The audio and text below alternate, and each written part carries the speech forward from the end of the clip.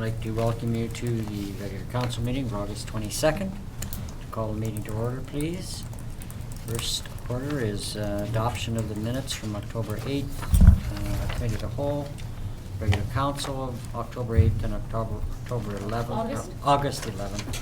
Getting ahead of myself, committee of the whole. Councillor Carlson, Councillor Holmes, thank you. All in favor? Thank you very much. Okay, are there any amendments to the agenda, please? Thank you, Mr. Mayor. Yes, since original circulation of the agenda on Thursday, item 4.2, which was scheduled to be a public hearing, has been postponed to September the 12th. And item 12.8, there was a report and recommendation added on Friday. And that's all I have. Thank you. In addition to that, Mr. Mayor, 11.1 is noted on council's agenda as a deferred to September 12th council meeting. That's the environmentally sensitive DP for the Hunters Hill development area. September 12th is a council meeting where two of our councillors will be away on the Japan Sister City trip. We are trying to schedule that meeting, and we had hoped for potentially Thursday night, but just new information has come that our environmental planner is not available on Thursday night, but she is available early next week. And so we'll need to confirm with council if we have a full council available on Monday or Tuesday night and schedule that item for a special meeting on Monday or Tuesday night. Thank you. That would be the 29th or 30th. Okay, can I have a motion to adopt the agenda as amended, please? Councillor Carlson, Councillor Holmes, thank you. All in favor? Thank you, it carries. So moving ahead to our public hearings, 4.1, the zoning amendment bylaw for child care center, bylaw number 2016-031, and call that public hearing to order.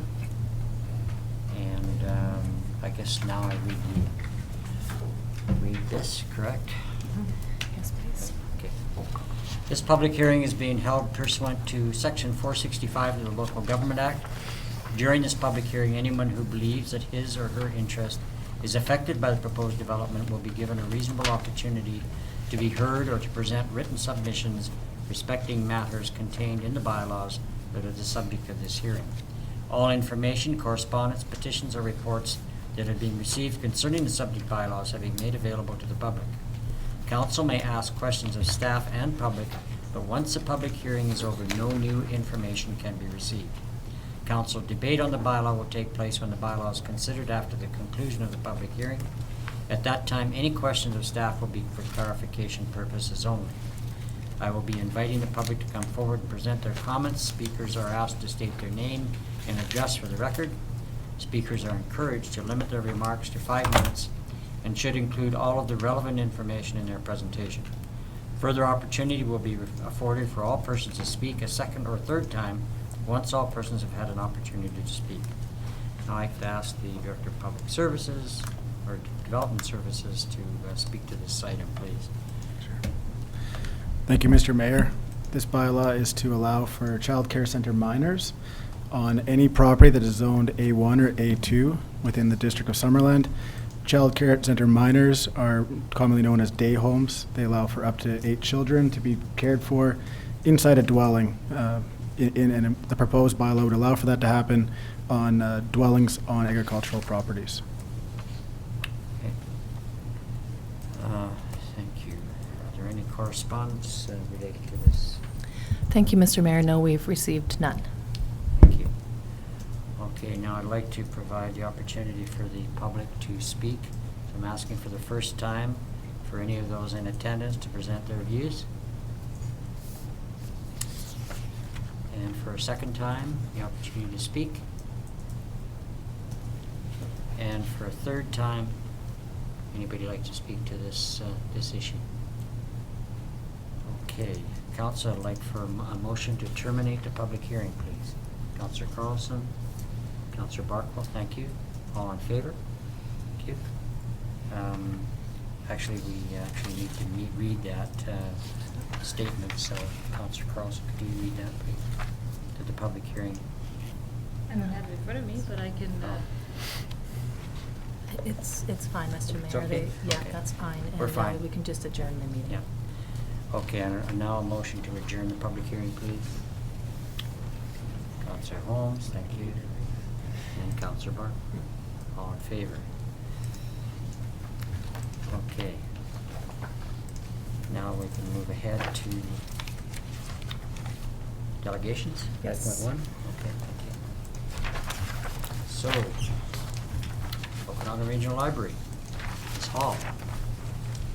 Good evening, Your Worship and members of council. I'm delighted to be here today, and with me also is our probably well-known to you staff member Caroline McKay, and she'll be saying a few words when we get to the specific part about Summerland activities. Welcome this evening. I haven't seen you for a little while. Yeah, Good to see you. thank you. I will attempt to be brief, as I know that as exciting as I find libraries, maybe you guys may have more agenda items than that. I might be using this wrong. I'm thinking that the arrows should advance it. make sure you point it at the computer. Yeah. Okay, so we'll briefly discuss the Summerland branch, what's new with the Okanagan Regional Library, and then we'll have time for questions. I don't have the touch here. Oh, here we go. So in the Summerland branch, we have 5,800 active cardholders. We circulated over 130,000 items in 2015, and we had about 6,000 people coming to programs, and that's a big jump from the prior year. And we see it continuing to grow. About 70,000 people came to visit our new branch, and we had about 25,000 reference questions. 16,000 people used our wireless internet, and often that can be not only residents but visitors that are traveling through and can access that at different times of day. So why do we care about all of this? Our big effort is to build readers. So the pediatric associations from both the US and Canada have issued formal statements on the importance of reading. So children that come into school with people who read to them in the home come in with thousands of hours of pre-reading experience. So they're going to do better often in kindergarten, grade 1, and you can track those same kids through to grade 3, and they're still often doing better. So in general, it has a big impact. And then moving into the adult years, we know that literacy is associated with higher earnings, more chance that you'll be employed, better health, and more involvement in the community. And on the flip side of that, they have done some research and found that about 80% of prison inmates in Canada have low literacy. So it can be quite a challenge as well. So that's why we focus on helping people learn how to read. And to talk about that in the local context, I'll pass it over to Caroline. Good evening, Your Worship and councillors. My name is Caroline McKay. I'm an assistant community librarian at the Summerland branch of the Okanagan Regional Library. Tech training. Tech training demand is growing at the library. Every day, staff see new devices coming in, e-readers, iPhones, that sort of thing, and we are quite knowledgeable on helping people with their problems and getting access to library services. The library provides learning support, classes, and programs. We've seen a 47% increase in program attendance. People used to line up before the library opened to come in and read the newspaper, and now they line up to come and get the study room of their choice. Summerland branch has 3 awesome study rooms, and what I see going on in there is tutoring, studying, of course. I've seen meetings, job interviews, and quiet reading. It's a nice little place for some solace. More adults are attending and asking for varied programs. We've got crochet club, knitting, book club, poetry readings, all coming up. The Montessori school doesn't have their own library in their school, so they come down and they visit the Summerland branch about every 3 weeks. Expect to see them again in September. And homeschool parents visit as well. We have a new seed library. It's a new and vibrant part of our service. Free seeds to plant your own garden. So we're expecting to reap the rewards for the people that have used the seeds in our seed library. We have a seed saving workshop Tuesday, September 20th from 6:30 to 8 if you'd like to learn how to save some seeds. Our meeting place is being well used inside and outside of library hours. Teens meet regularly at lunch hour and after school and use the teen lounge, study room, and the booth. And they've discovered that we have 2 iPads as well with fun apps for them to use. Program highlights of 2016 from September to June. We hosted iPad Club, Poetry in the Afternoon, Crochet Club, Knitters Dropped In. We have preschool programs. They're starting up again soon. Book Club, Book Chat, everything book related.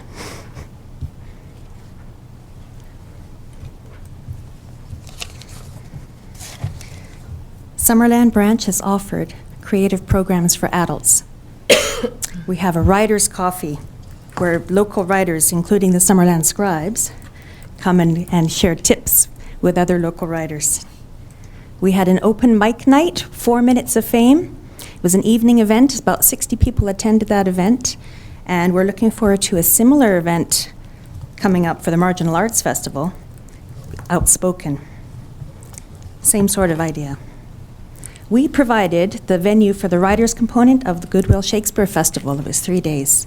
We hosted the young teen writers in the library.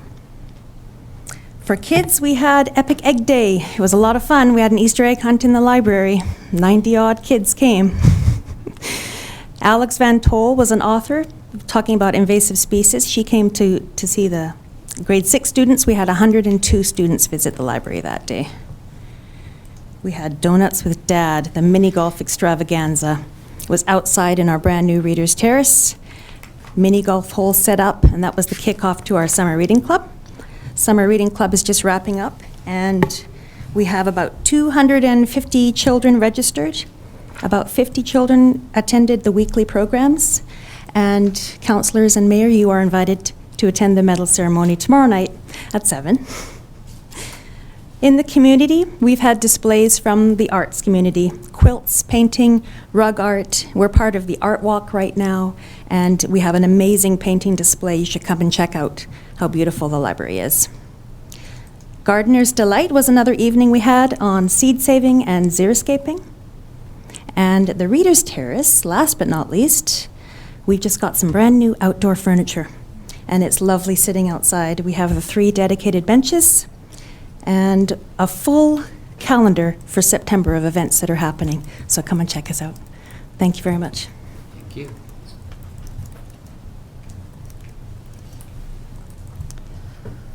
So the staff in Summerland are fantastic, and I'm always delighted to hear what they're up to. Sometimes it's kind of a surprise. I didn't know the mini golf was going to happen, so at least there's no liability in mini golf, I'm sure. What's happening at the Okanagan Regional Library, we just launched a new strategic plan, and I see Councillor Carlson there, who suffered through many meetings on your behalf to make sure it was an excellent plan.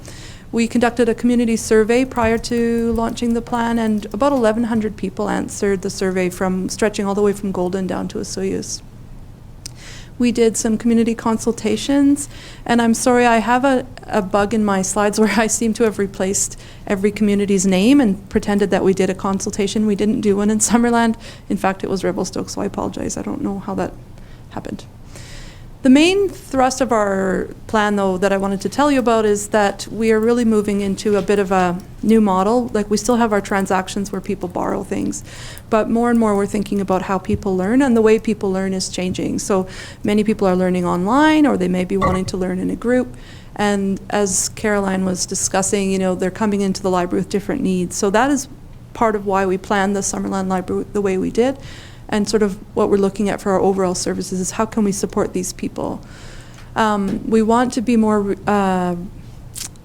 tuned in to what's happening in communities and what your priorities are. So we want to understand local government plans and so on, and think, okay, how could the library support that? The third goal is about improving our branches, which in Summerland I think we really have done. And then the fourth is about helping our staff keep up with all the changing demands of all these people and their learning needs.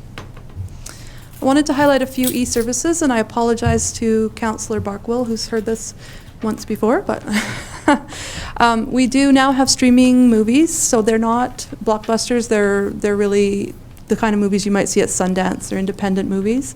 We have Rosetta Stone, so if you're heading away to Germany or something and you'd like to learn German before you go, Of course, you can do that for free with us. Press Reader is a great service. Thinking about you as politicians, I'm sure that you read a lot of news. So this allows you to have same-day access to the major dailies like the Globe and Mail, National Post, Province, the Vancouver Sun, and so on. And it also has about 4,000 different magazines, so home decorating ones, video games, fish keeping, you name it. There's all different magazines there. It's a very popular service. And the other one I wanted to highlight is called lynda.com. And this is a professional learning website that has videos that help you build your skills in a certain direction. So again, thinking about you in local government, I thought you may have staff or people you'd like to see them building their skills.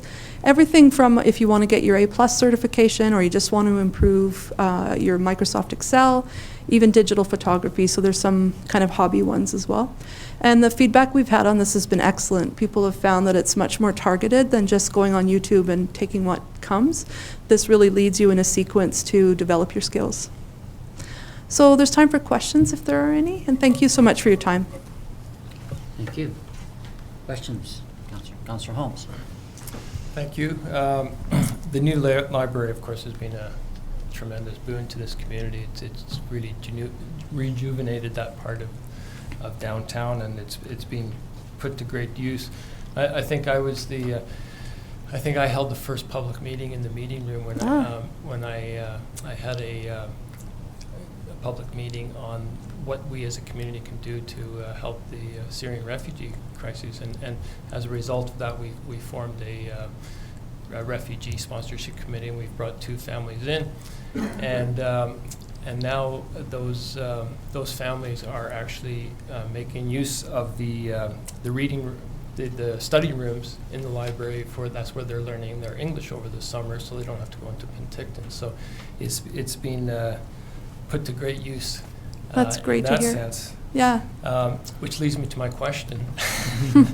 I just wondering, does the library have a policy for obtaining foreign language books, specifically Arabic, or with Press Reader, or what's the foreign language content for Press Reader? Yeah, Press Reader has about 87 different languages, so people can see news from their home country, which is in their home language, which is great. In terms of our Arabic collection, I think it was almost nothing until we heard that this Syrian refugee group was coming, and I think our selector was going to try to find some materials, particularly multilingual, like for kids. Sometimes they have these books that have a story and it's in English and in Arabic and so on. So I can follow up with the branch staff and hear what the requests are that they're getting and how much we have. But we can also pull from all over the province.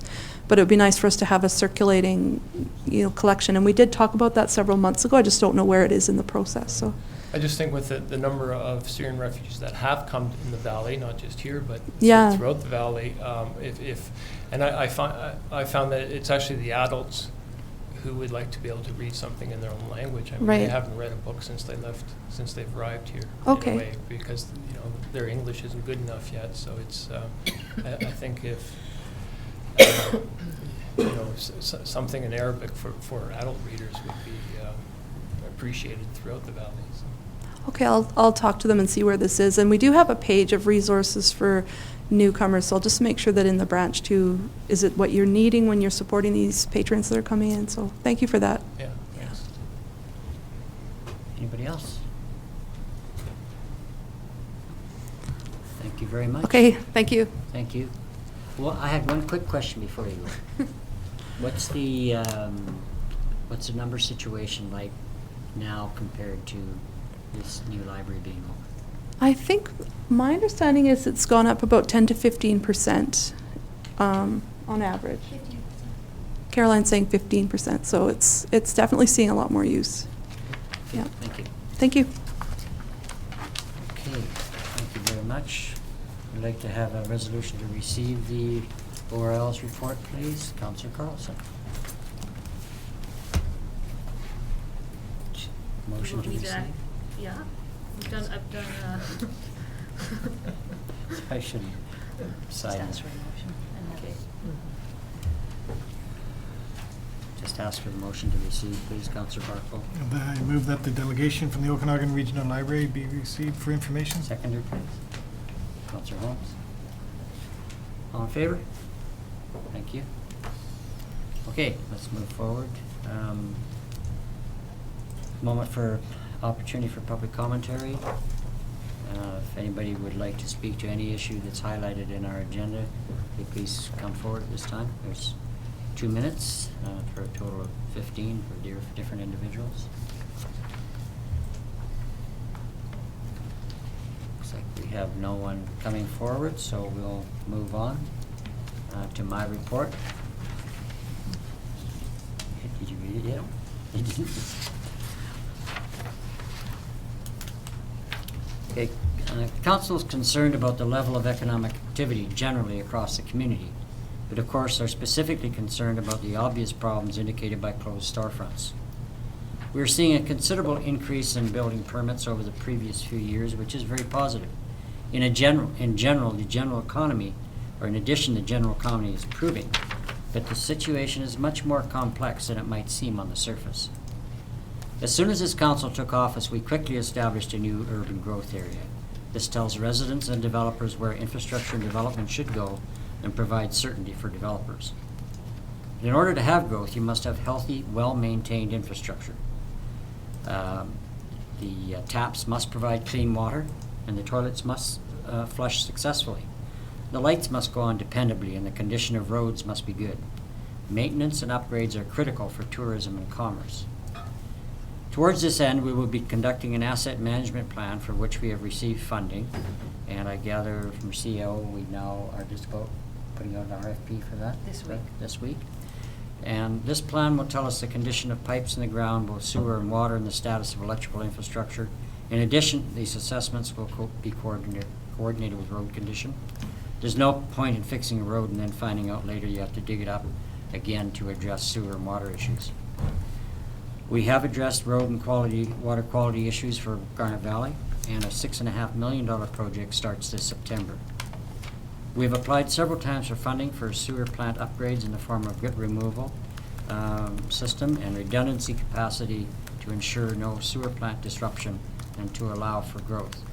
We have reason to believe that we will be successful this fall, and we'll be addressing this with ministers at the UBCM meetings this next month. With regard to trails, the new Lakeside Trail along the highway to Trunk Creek and Lower Town is completed and is heavily used. We are working with the Trans-Canada Trail Society, City of Penticton, MLA Ashton, and Minister Stone for similar connection all the way to Penticton. Trail and cycling tourism is growing, and we need to be a part of this growth. We've applied for Canada 150 grant to assist in financing a new skate park. This will be coupled with considerable funding from Penny Lane and community fundraising. Our youth have been involved in design concepts and will assist in fundraising. The skate park will be a great attraction for youth and families. Our cultural task force has just completed its year-long activities, and council will be examining its recommendations. This project was a result of council's recognition that the arts are a strong economic driver. A well-rounded, healthy society requires a strong cultural component in the visual and performing arts. Our economic task force is ongoing and requires more depth to achieve results. We've applied for a provincial rural dividend grant to assist us in increasing its scope. It is not a quick one-solution fix for a healthy downtown retail. All of the preceding comments need to be taken into account to foster the environment that will have positive results in growth to assist in filling storefronts. There are certainly other issues, such as downtown building condition, lease and rental rates, that are very difficult to address successfully.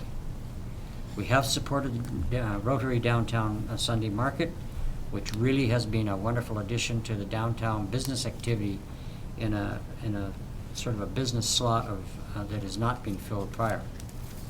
All of the above and more are areas that will enhance business activity and make the community attractive to businesses and families alike. One last note, we lost a wonderful member of our community. Mary Liardo passed away Saturday morning. Mary was a dear friend to me and to her farming family. She will be greatly missed. Our sincere condolences go out to her husband Eniel and to the rest of the Liardo family. That's my report.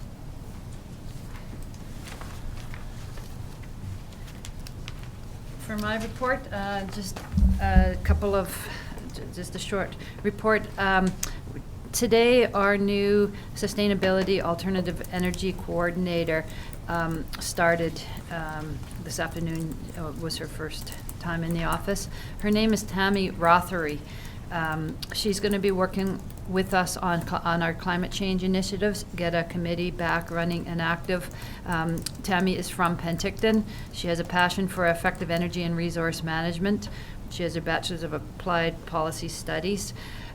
She's also, the other half of her position will be focusing on alternative energy, really hoping to take all the bits and pieces of information we've been gathering on a solar farm or alternate energy project and the funding mechanisms that go with it, and really being the one that can get that going, because it's been it's an exciting potential project for Summerland, but we haven't had someone to run with it now. So we're really happy to have her on board.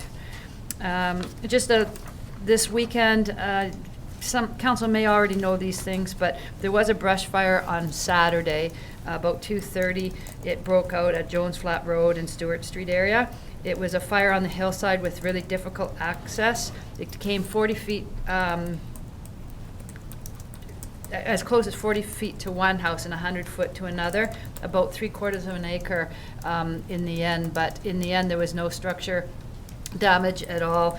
They had the ministry planes ready to drop do the water bombs and ambulance on standby, but they didn't need it. It was a very good job from our fire department.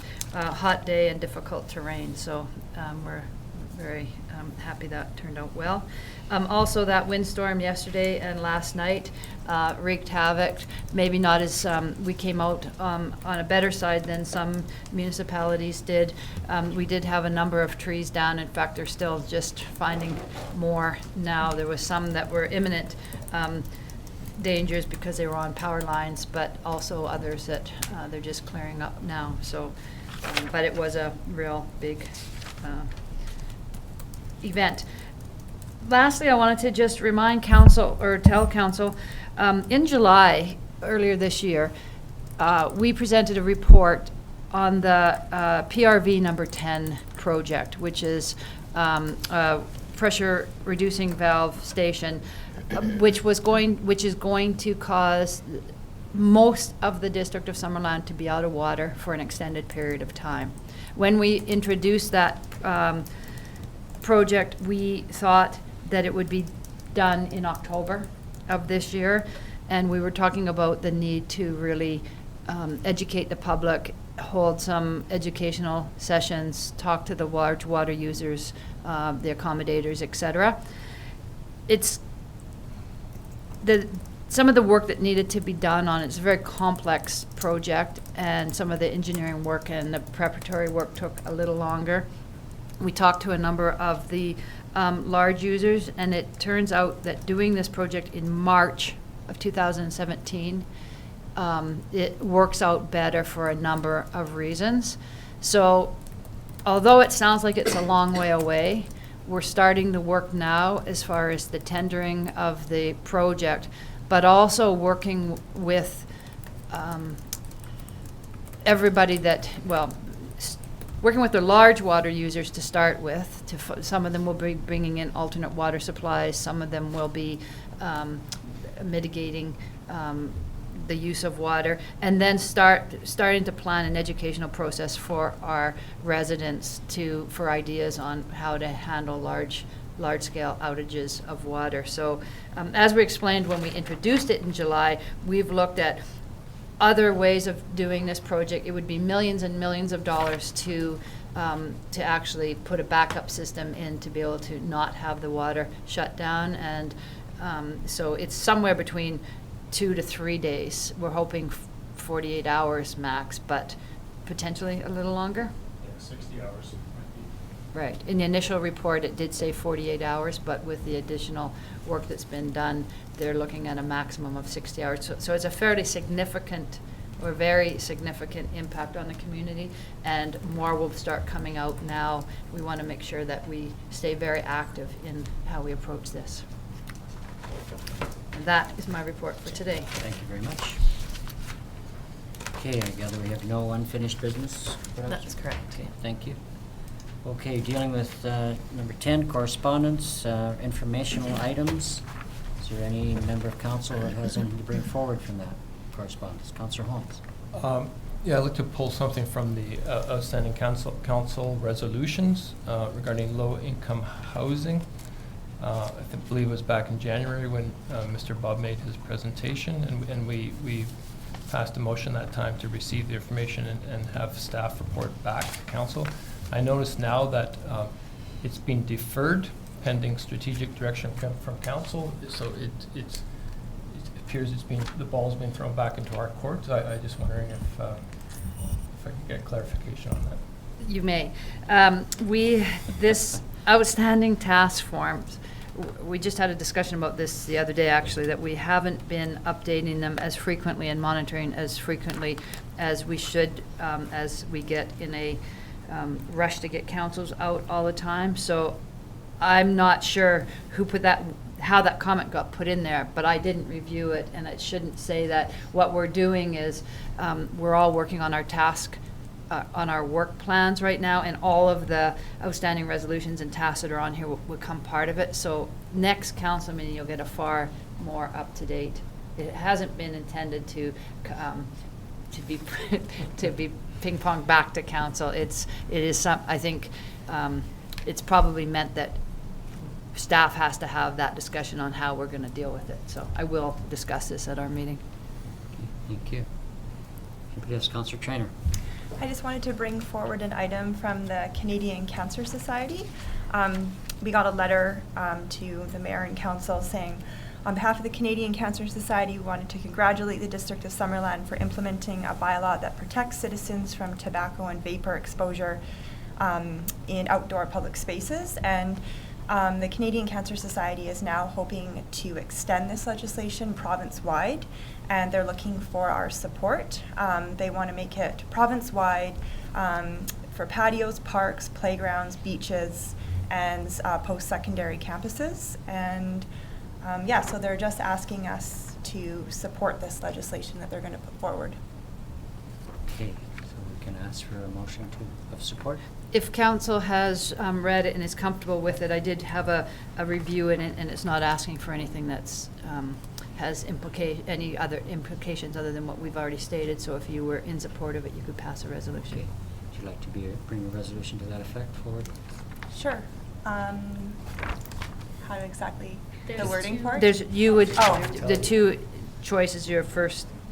Oh, okay. Okay, so the first one then, our community endorses a requirement in British Columbia for smoke and vapor-free outdoor public places as outlined above in the letter. Thank you. Seconder, please. Councillor Carlson, thank you. Any discussion at all? I think it's pretty automatic.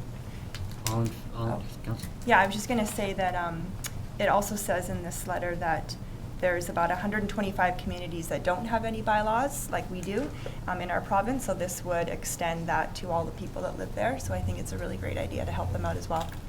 Thank you. All in favor? Councillor Blue. If I just might add something. Last week when I was up at the top of Giant's Head Mountain, a couple came up and they were expressing how much they liked the no smoking sign closer to the bottom. But they did say that it might be nice to have one at the parking lot and also maybe closer to the top of the hill.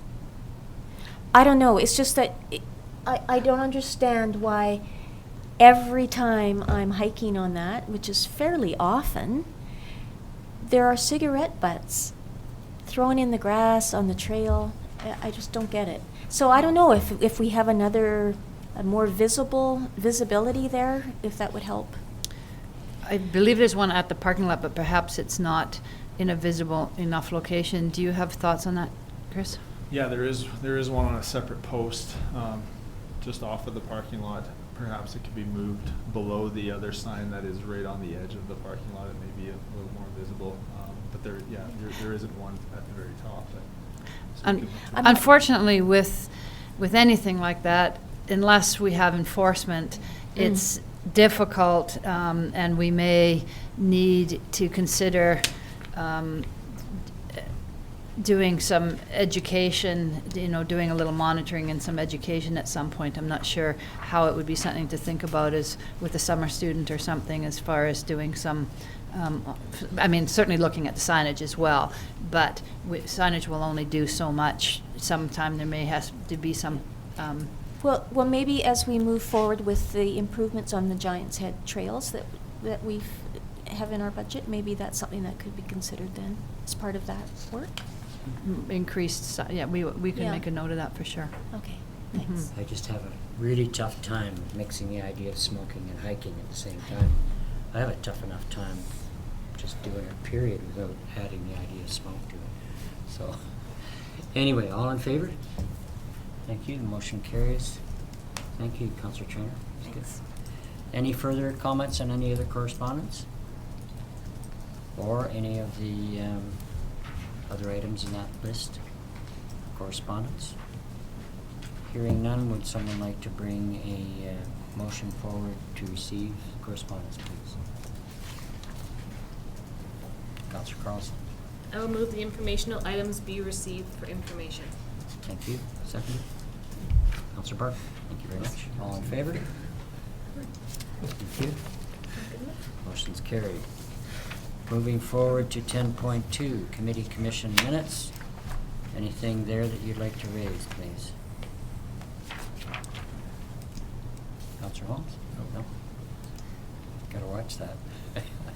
Sometimes I don't see you, and then I suddenly catch a motion. Okay.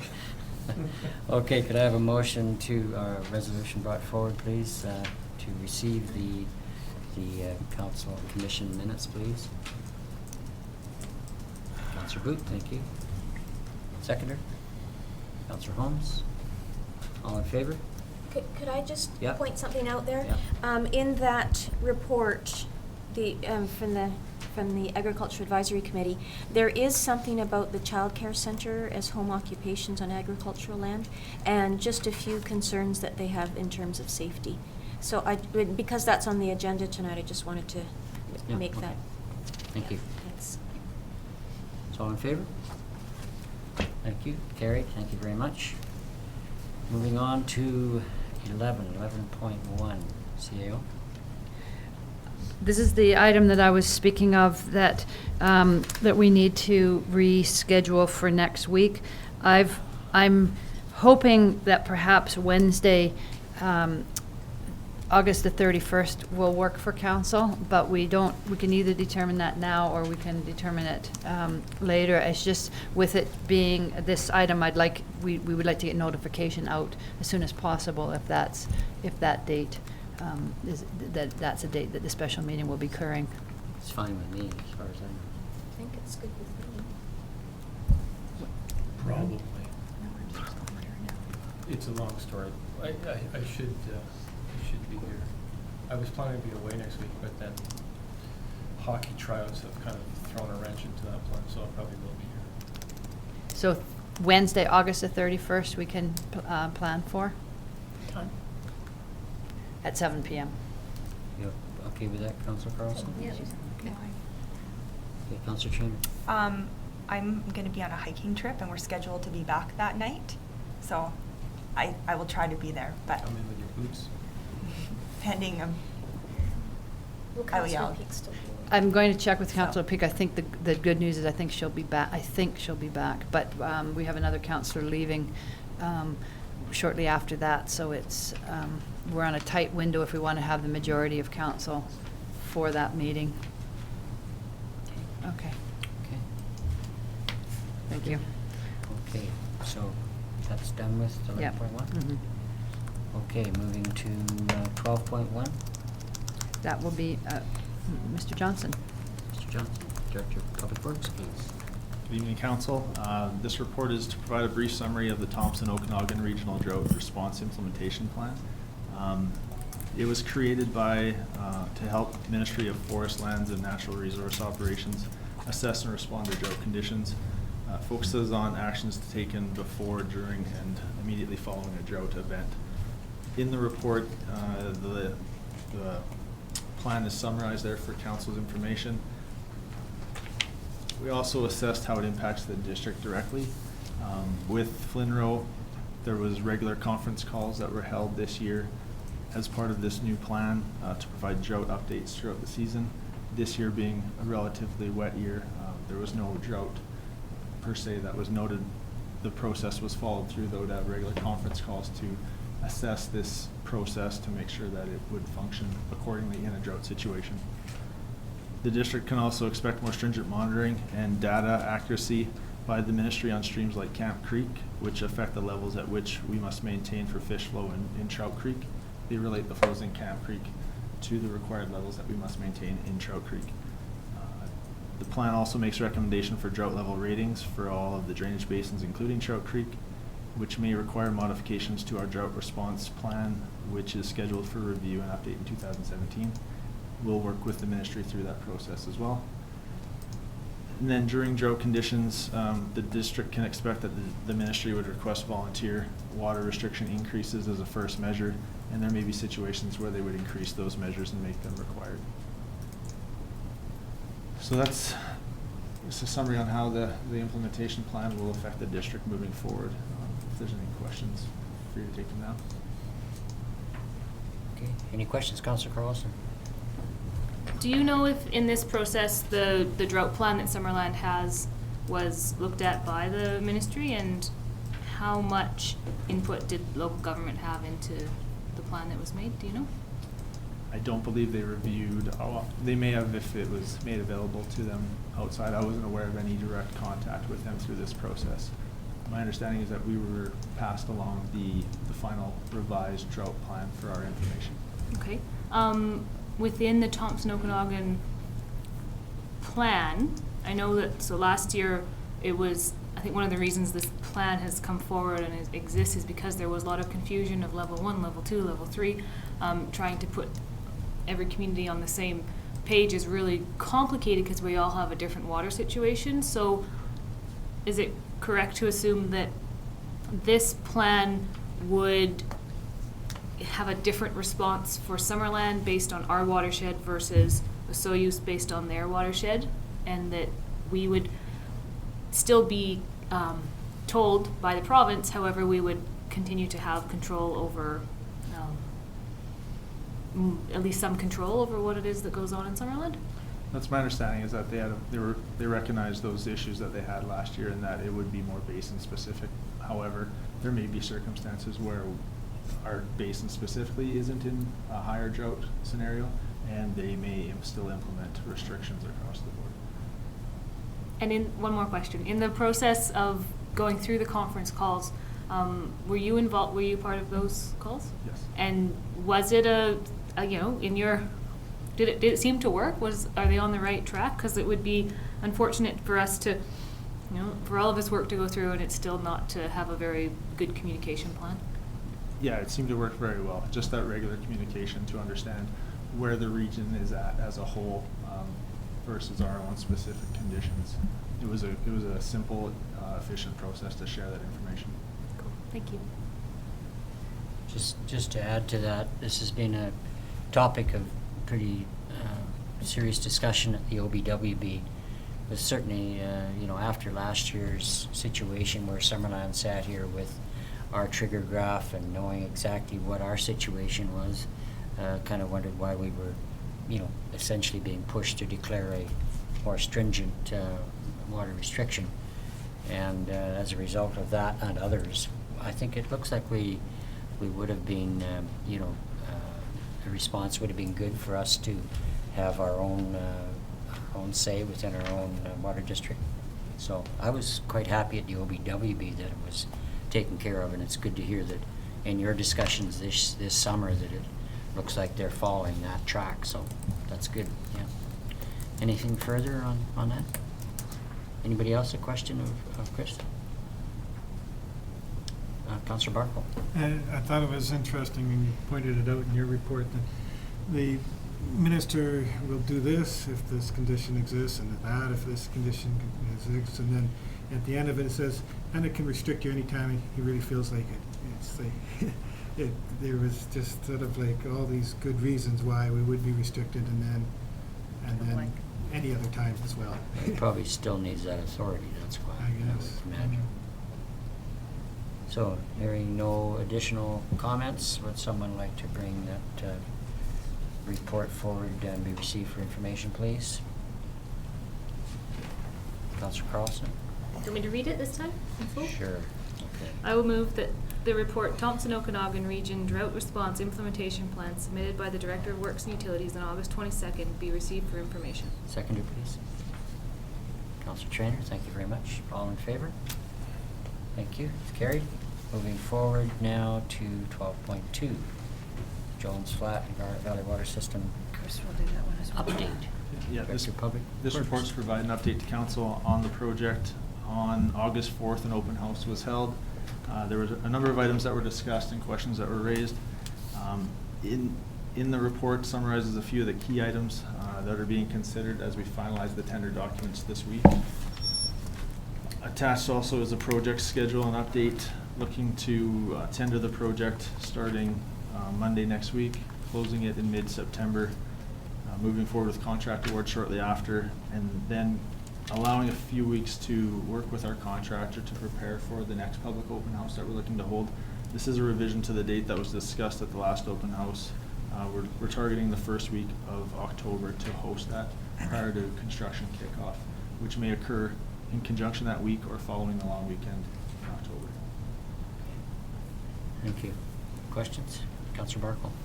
So, do you have an answer yet on the capacity of Garnet Valley and how many acres it can service? And As noted in the first item, that was in the items from the open house, that's still one of the questions we're waiting for the full answer and documentation on. That would be passed on to council once we receive it, but those are all the items that we had asked to confirm. Part of the project that has been added is an interconnect at the pump station to supplement the Summerland water into the Garnet Valley system in times of extenuating circumstances or drought. Question that I would like to answer though is, what is the expectation on that? Is it going to be an average year, or is that going to be a 1 in 25-year drought scenario that we're looking to do that? So those details I'm still waiting to receive, which we're expecting mid this week in order to finalize the tender. because a lot of additional acreage was added without, at least in the design. And the questions I keep getting asked again and again was, well, how could you add that acreage without knowing whether it's serviced? So let's hope we get that answer and everything works out. My understanding is that that was reviewed and answered before, but there was no documentation on it, so that's what we're following up to. Yeah. Okay. Anybody else? Councillor Booth? I just want to echo my concerns of Councillor Barkwell. Being on the Water Advisory Committee, we've been through this over and over again, and I'm not particularly convinced that there is enough water there to service all of the extra acreage, but I'm looking forward to the documentation that you find to support that. Thank you. Councillor Carlson? I just want to add a note about the bike lane. The proposal to put in the bike lane and the reason that we're doing it, and I think that folks need to understand that in this day and age, the minute that you put new pavement down 9 kilometers of road, people are going to get on their bikes and they're going to ride because it's going to be really nice and it's smooth and it is fun and it's up and down, okay? So I think that those who are concerned that there are bike lanes should recognize that hopefully this will make it safer so that the people who do want to go for bike rides can be, at least people are aware that there will be people out there. And I hope that the people who drive out there every day will slow down and will respect, the nice new road that they're getting. I think that's a good point, because I think we've had comment that, well, I don't see any bikers out there. Well, there's a darn good reason you don't. Yeah. It's a terrible road. The safety is very questionable. So, as Councillor Carlson just said, new pavement, I think there's an expectation, and I wish there had been that expectation throughout this whole valley over the last 50 years. And I find it astounding that the planning was so short-sighted that we never did that. So I'm glad Summerland is taking a lead here where we have the opportunity to offer, you know, the safety and the option for cycling. So that's great. So would someone like to, how far have we got with that? Did we? No, we didn't. We Didn't do it didn't. at all? Okay. Motion to receive the project update, please. Councillor Barkwell. I move that the report Jones Flat and Garnet Valley Water System Separation Project Update submitted by the Director of Works and Utilities on August 22nd, 2015 be received for information. Seconder, Councillor Carlson, thank you. All in favor? Thank you, it's carried.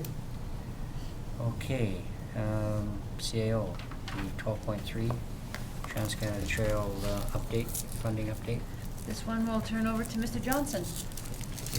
Okay, this report is to provide council an update with regards to the 2016 Bike BC funding application. We recently were advised that our application was not approved. Some details with regards to the program this year are listed in the report for council's information. One thing I would like to note is that a similar Bike BC funding program is anticipated for 2017. So just a note that to prepare ourselves, I guess, for a project or projects to apply for in 2017. Based on not receiving the funding for that project, the scope of the work has been reverted back to the original scope that was approved in 2015 and carried forward in 2016 budget. That's shown in red on the attached map of the report. With regards to that scope, we're finalizing the tender and we'll be putting it out in September with completion of the construction in October. Good, thank you. Any questions? I think it's unfortunate. To what extent will the upgrade alleviate the problem, though, with that, when the actual upgrade we're able to do, will that still facilitate some improvements on that really rocky section that's tough? Yeah, so it deals with approximately 150 meters around the hairpin corner that exists in near that section near the trailhead. It'll smooth out that section, putting some visual markers with large stones around that corner to guide bikes around, and also adding a culvert in there to help level off the up and down just beyond that hairpin corner. Oh, okay. And So it's right now it's to a gravelled state with a provisional item to pave that section if budget allows. And we should note that was the original plan. That's what we approved in budget last year. It's just that we had the opportunity for the grant, so we enhanced it. So we're just going back. Exactly. So the part that's going to be gravel, or additional gravel, which is sort of above and below the rocky area? So, yeah, so it's the section noted in red on the map. So it's Okay. basically from the gated fence. Yep. Comes around that hairpin turn for a total of about 150 meters to level off the ups and downs just beyond the hairpin. So the material, I mean, I know this is getting detailed, but the material is critical. We made a mistake at the other end of the trail at one time and put sort of a pea gravel down, and you couldn't ride in that stuff.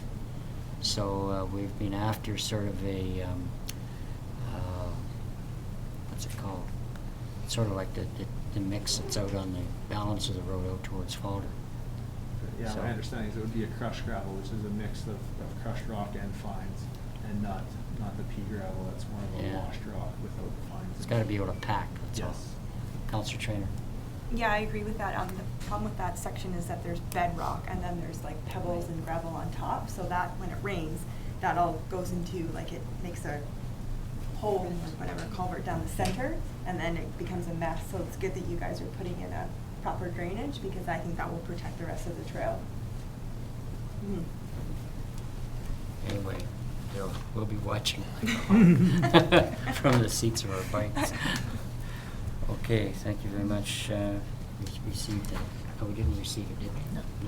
Okay, motion to receive, Councillor Carlson. I will move the resolution as presented. Thank you. Seconder, please. Councillor Holmes. All in favor? Thank you very much. Okay, moving on to 12.4.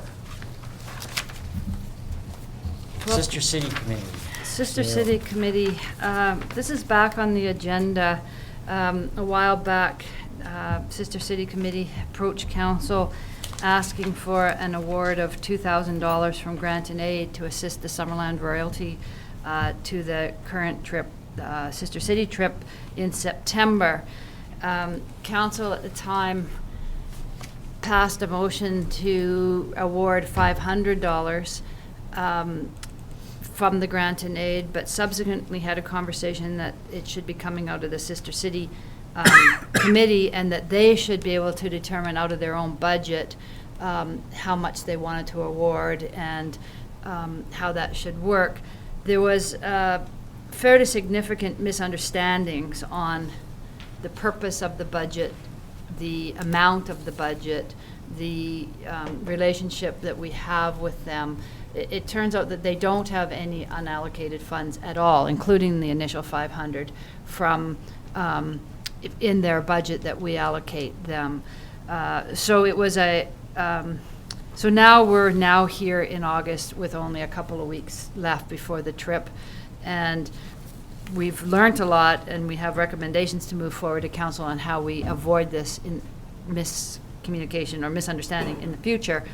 But they have no funds, or these funds now, and it's a short amount of time. So staff recommendation is that we do award the additional $1,500 to the Sister City Committee this year for the purpose of the royalty attending, that it's reviewed in the future to determine, and that we look at the structure of the Sister City Committee, because they, as I explained in the application, they are a not registered nonprofit society. They are not a committee of council. They function independently.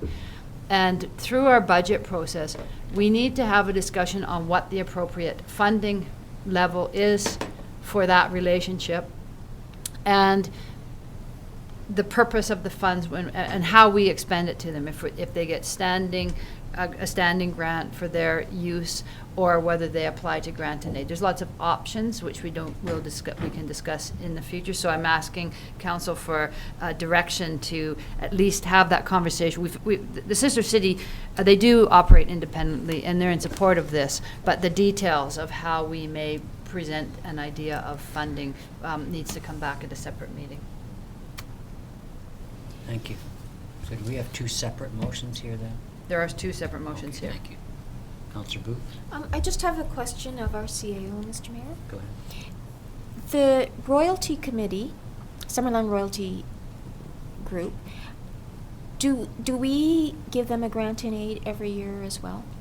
Because this has to do with the royalty traveling to Japan. This is specifically the royalty traveling to Japan, but yes, I understand that the Royalty Committee also gets a grant in aid. Do you have that amount for that? The Summerland Blossom Pageant for 2016 is approved $1,200. Right, and that's for the pageant itself. So I think that when we look at the picture, we have to look at all of those components in relation to other things that we support, which is why I didn't come forward with a full recommendation on how to, the structure at this point in time. Okay, thanks. Okay, Councillor Holmes? So the 1,500, that would be a grant and aid to the royalty, Summerland Royalty, or to the Sister City Committee? The application, was it from the Sister City Committee, the $2,000, was it to the royalty or to the Sister City, the initial one this year? I believe it was to the Sister City. That's right, but it's for it is to the Sister City, but for the royalty travel. And that's on top of the 500 we already approved? That's right.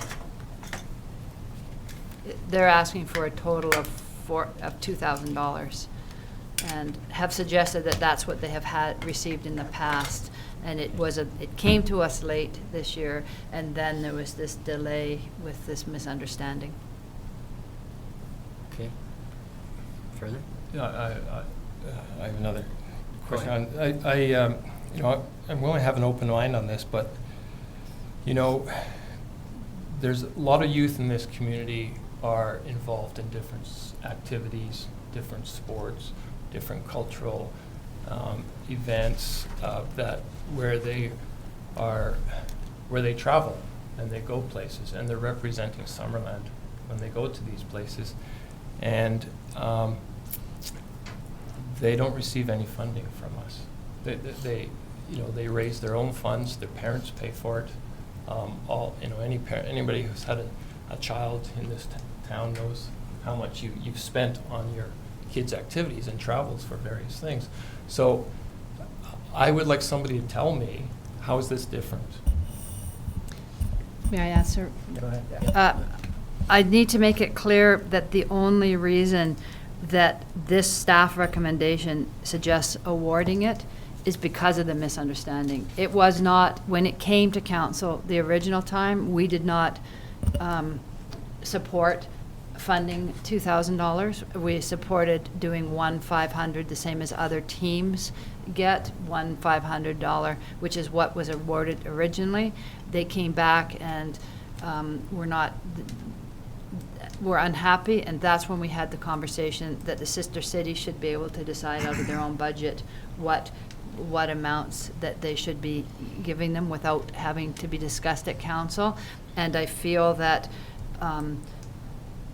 because we didn't understand and didn't provide the correct information to council, that caused the delay of uncertainty. It was understood when that second request came that there would be more money in the sister city budget that they were authorized to use. So my concern in writing this, because I do disagree with it as far as from a staff recommendation from equity to be equitable, I disagree with it. I just felt that it was a difficult situation now that it's so late. Councilor Cross. Is it, Go ahead. is the trip to Japan every 3 years? Is that 2. every 2 years? Three. 3 years? I think, yeah. So, and I understand exactly the conversation, and I do agree. I think, though, that they're not going to need a grant next year nor the year after, so hopefully by the time there's another request 3 years down the line, there won't be any more confusion. It'll be all settled out. And I think it could incorporate the discussion when I'm talking with them, bringing the proposal forward to council for the funding mechanism if they're no longer a formal committee, that can be passed along at that time, that the expectation of for royalty attending and being subsidized $500 would not be likely be considered. This council has indicated that they wouldn't want to consider that each year. Councilor Barco. I agree that it's certainly worth a discussion, but I do, to answer Councillor Holmes' question, I think I can differentiate between, say, the tennis club going to Kamloops for a tournament, and there are representing, sorry I used tennis game, but they use soccer or they use baseball. They are representing Summerland. But the sole purpose of the royalty is to represent Summerland. They're not going there to enjoy a team activity or a sport or anything like that. They're there as ambassadors, and there's no other particular role that they have. My only problem with it is that it is once every 3 years. So if you happen to be of that age bracket that you become royalty for this year, then you get the a trip to Japan, and the year before and the year after don't. So it doesn't seem equitable from that point of view. But I do see them as real ambassadors and doing a lot for the community. And every community has their royalty that does that job. And can I just Go just ahead. to speak to that, a couple of issues.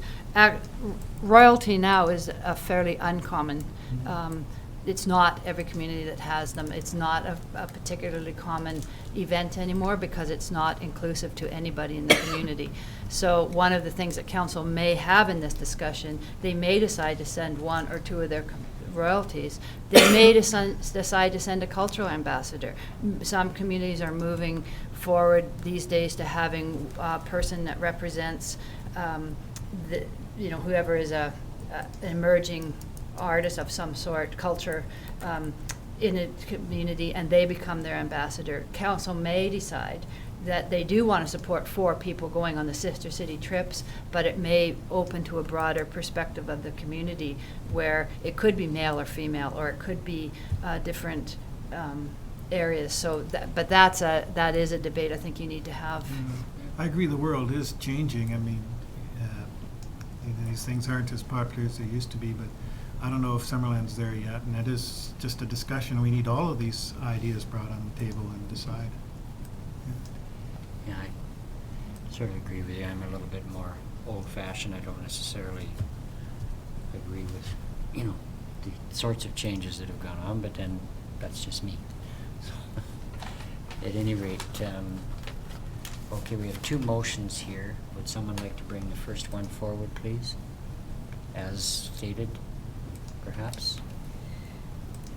Councillor Barkle? That the Sister City Committee be awarded an additional $1,500 from grant and aid to be used to assist the Summerland royalty travel to Toyokoro, Japan in September on the 2016 Sister City trip.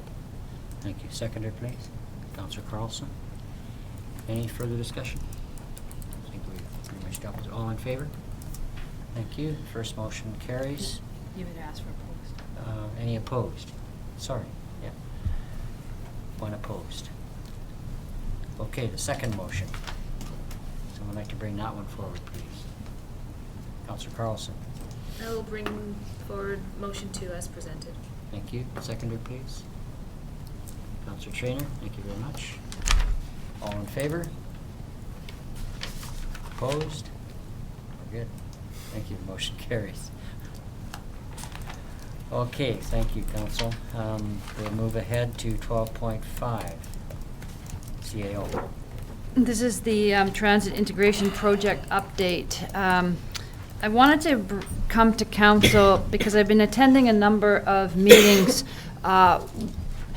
held at the Regional District Office with all of the municipalities that have a transit system in the South Okanagan and Similkameen, and I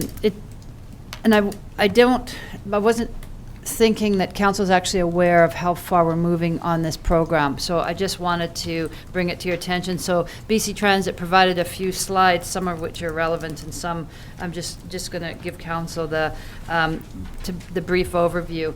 But this is all coming out of the Transit Future Plan that was adopted by Council in July of 2015. So last year in July, Transit came and they presented the Transit Future Plan. There's 3 kind of main components of the Transit Future Plan. A regional fare strategy, so coming up with a fare that's the same, whether or not you're in Osoyoos, Karamias, Princeton, Summerland, Naramata. There's Integrated Rider's Guide, which is going to be one document that shows all the schedules and how they all integrate, and integrated schedules, so you can plan to leave Summerland, go to Penticton, catch a bus from Penticton to go down to Osoyoos, and or vice versa, and up to a big focus is going up to Kelowna, as far as especially with medical appointments and all. So, and I wasn't sure from when we passed that future plan to now whether council was really recognizing that we're moving forward on those things. And there's a lot of discussion going on. There's 5 systems. Actually, we'll just move to the next one. Well, there's 5 systems. The City of Penticton has a transit system. The Okanagan-Similkameen transit system, which is Naramata and East Side Road.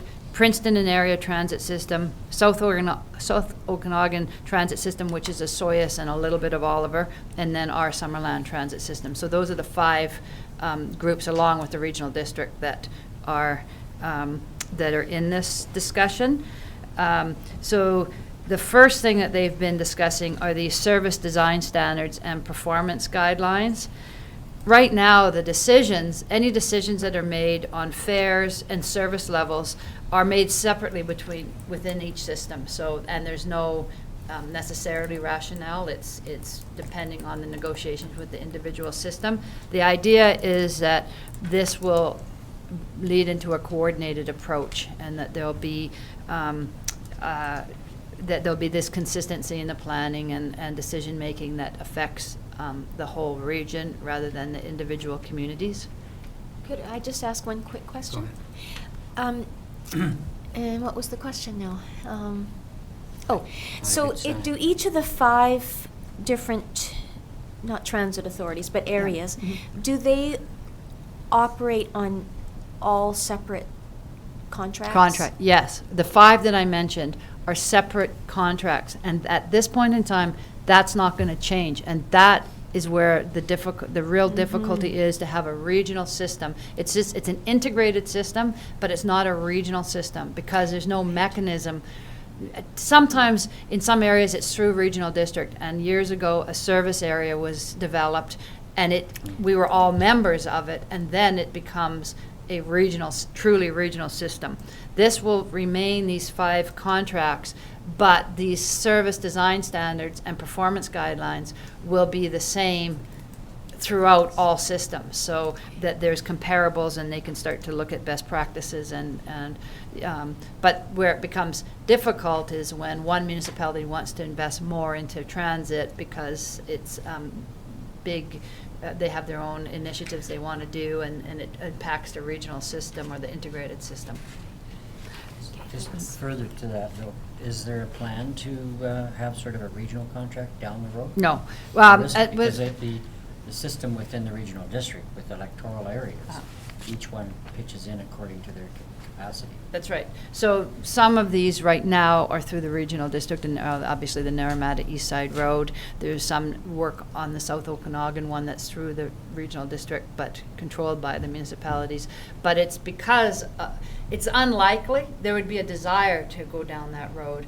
But because a mechanism isn't there now, it's very difficult to get the service area started. So they're looking to see how integrated we can become, and then our contracts would mesh more and more, so it would operate Maybe like. over time it might get there. Yeah. I see. Yeah. Thank you. So it's performance guidelines is the same thing. It's the system level monitoring the operating cost per hour, really being able to compare between the different services, operating cost recovery. So we're looking at what the performance guidelines should be. The Transit's doing a lot of work. There's draft documents.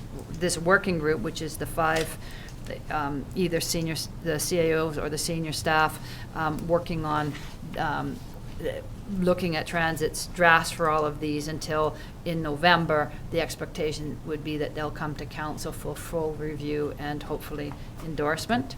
So that's the service standards and performance guidelines. They're looking at historical and current systems, just how we're doing now and trying to integrate it. And already, even when we get together, what seems normal for us in Summerland, somebody in Soyuz, they've never done it that way, or it's completely different. So there's lots of discussion going on there. So then the next, as I said, the next piece, if you just jump ahead 2 now. Oh, sorry, 1. Is the integrated rider's guide.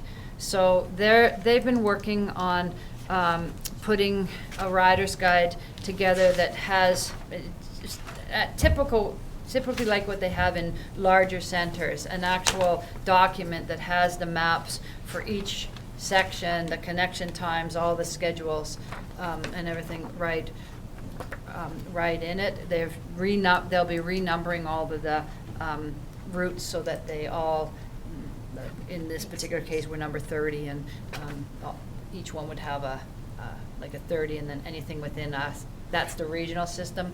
Summerland to Penticton would be 30. Anything within Summerland itself would be 31, 32, 33, same as 40 or 50. So, so we're really, even looking at the rider's guide, last meeting we went through it, and just having the local knowledge, there was just lots of things that didn't make any sense at all Transit did an incredibly good job, but there was lots of pieces that still needed work. So the rider's guide So another thing about the integrated rider's guide, was there any discussion about having an app or something that's more electronic? Yeah, there was, and it was it's interesting. There is work being done on being able to go online, and that seemed like it would be possible. The online version, not the online payment, is definitely, transit is so far behind in and they admitted it with their IT as far as any kind of payment. But yes, to be able to go onto their system. And plan your route. Yeah, to plan your route, it would be part of that whole system that they already have in place. Yeah. And then the next piece after that was the fare structure, and looking at the decision would be trying to get it integrated. And as you can see by this chart, it's really hard to read there. Already the fares really vary widely between, $2 Penticton, $1.50 or $1.25 Okanagan to Milkameen. Ours at $2 and $4. And then there's also there's different rates as far as adult students, seniors, and I guess where Transit's moving toward is having one standard fare, which is an interesting, not a lot of breakdowns. They're moving to that across the province. So, but again, this is all this is all in very preliminary right now, but and council will have an opportunity to talk about it once the draft comes forward to council. This is just to show you what is actually happening, because I don't think it was really on the radar screen that this was happening. Yeah. So, Richard, Councilor Barton. So I guess the funding for the bus system is partly from fares, partly from the municipality's contribution, and partly and largely from the province, right? Do they give you a number of how much per dollar the total cost per ride is, or anything? We get that now, and we get that, and it would even be more structured later. I have a report I'll bring to council next council meeting, that is showing what our cost per rider is for us for transit at this point in time. And so they keep the statistics they keep are very comprehensive, and there's they want to make it even more so, cost per hour, cost per person. So that information I just have recently received. Is there a threshold number, like if there's that they use as a guideline if they don't meet that in terms of riders and cost? That's right, exactly. Yeah. So and we'll talk about that next time. So again, I'm not getting into what they're recommending too much, just to let you know that there's different fares. We talked about some pros and cons of some of them, and that will come to council, they say, in November. We have a couple more meetings in between that time. So then base fare, this is everything that I've already said. They're just the whole strategy amongst fares, because we all do it so differently, is just taking a lot of discussion. And then that's kind of it. That's November 2016, I guess, is where they're going to have new materials to us. December 2016 is when it's going to come to council to actually look at all the documentation and see, with the hope that in April 2017 the new Rider's Guide will be implemented. So, and then the Transit Future Plan, if anybody wants a copy of it, to refresh what the other steps are as far as that, you can you certainly get a copy from me if you don't still have your copy, to see the future expansions on a regional level. Thank you. Any questions of the CEO at all?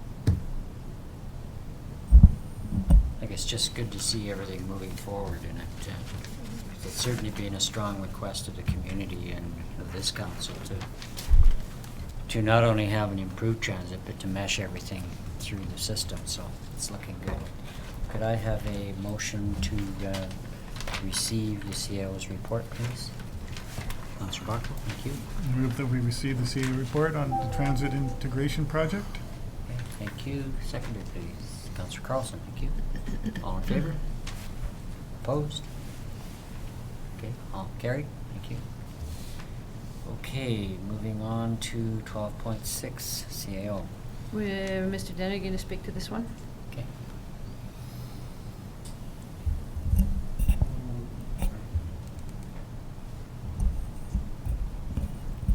Simply that will be based on council's direction, writing a letter. There's much more to say about it. Right, in your package, you have the request from Summerland Food Bank and Resource Center for a letter of support, and we bring it each year to do it, so just looking for a resolution. Okay, just wanted to bring that forward, please. Councillor Holmes. So move that a letter of support be provided to the Summerland Food Bank and Resource Center to include in their application to the BC Gaming Commission for Community Gaming Grant. Thank you. Seconder, please. Councillor Trainer, thank you very much. Any further discussion at all? Hearing none, I'd just like to say that I think as a council we're pleased with the work that John Bubb and the group do, and I think we're very pleased to be able to provide that letter of support. So, all in favor? Thank you. None opposed? The motion is carried. Thank you very much. Okay, 12.7, CAO. Again, Mr. Deniger. are you going to speak to this one? Yes. Okay. I'm prepared this time. It's on a different page. So this, staff are bringing this to council because staff have been doing some research into finding alternatives for acquiring aerial photography, known as orthophotography, for our GIS system, which, yes, we're still on track for upgrading this year. We've looked at regional districts and other municipalities, and we found that the provincial agency BC Assessment has some fairly recent photography. It's a couple years old, but it's still more up to date than what we have right now in our GIS. And so it would be helpful, and because of it being a couple years old, they're offering it at a dirt cheap price, and are also going to be assisting us with ensuring that it integrates nicely into our GIS system. A fair amount of investigation's gone into this, and it really does look like the best option, both for cost and quality. It will be a higher resolution of photographs than we have right now. It's also part of a bigger project that BC Assessment is doing, trying to work with municipalities all over the province to cost share on this. So Summerland will be one of the leading municipalities in proving this concept works and saves everyone money. So the first resolution we're hoping for is that we can purchase these ortho photos from BC Assessment. And then the second recommended resolution is that we reduce the budget in 2017 from $50,000 down to $10,000, because the costs for ortho photos that were planned next year will be 1/5 of what we originally planned them to be, because we won't have to do it all by ourselves. Sounds good. I know in the past, we used to do flyovers every several years. Do you know what the level is that's going to be done at? How many feet? I'm not sure what the height is, but I know that the quality will be better. The quality is significantly improved from the past 5 years or so. Okay. Okay, Councillor Barkwell and Councillor Trainer. Through the CEO to Mr. Deniger, or through the mayor, I used to, the Google Earth images were the Summerland images that Summerland submitted them to Google Earth, and I remember asking Ian McIntosh why the latest images hadn't been submitted, weren't on Google Earth, and he said that there was some problems, that Google Earth didn't seem to be accepting them anymore, or there just was they tried and it hadn't gone through. Where we are with that, and do you know? I'm aware of that issue, and I've spoken with our GIS coordinator about that. And basically what I'm hearing is that the relationship between Google and smaller players has been breaking down over the years. They only want to deal with large agencies such as BC Assessment or the federal government. I think they're simply overworked for the staff that they have to deal with their mapping software. So is it possible that the BC Assessment will send their data to Google Earth? I would hope so. We haven't talked to them about that specifically, but we could certainly encourage them. Yeah. Okay, thanks. Councillor Trainer. I was just going to ask, do you know when they're doing their next session? Like you said, these ones were a couple of years old. Are they going to be doing them next year, or? Yeah, later this year, BC Assessment will be assessing their needs for photography, where the most changes have occurred. And they may actually be flying just certain spots of various cities, so they might just fly where a lot of development has occurred and then offer those photos at a percentage of the total cost of the whole city. Okay. But it's really up in the air right now, no pun intended, as to when they'll be doing those photos. But we were hoping to budget for it in 2017 in case they decide to. And if we hear back from them prior to budget time, we will make a suggestion for the budget appropriate to that schedule. Okay. Yeah, because I was just thinking, like, I was just looking on Google Earth, and the Trout Creek ones are quite out of date. But if they perhaps are updating them in the next year or so, then we could get updates on that. Yeah, that's an example of where they may just do a flyover over a small area. Okay. Councillor Holmes? So essentially, we're replacing 4-year-old data with 2-year-old data. I don't know if a whole lot of development took place between 2012 and 2014. I know there's a lot of development going on now. Isn't it just worth waiting until the next BC assessment update and jumping on it then, so we have most up to date? We've had those same questions as well ourselves, and part of that is not knowing when the next flyover will occur. So more up to date is better than what we've got right now.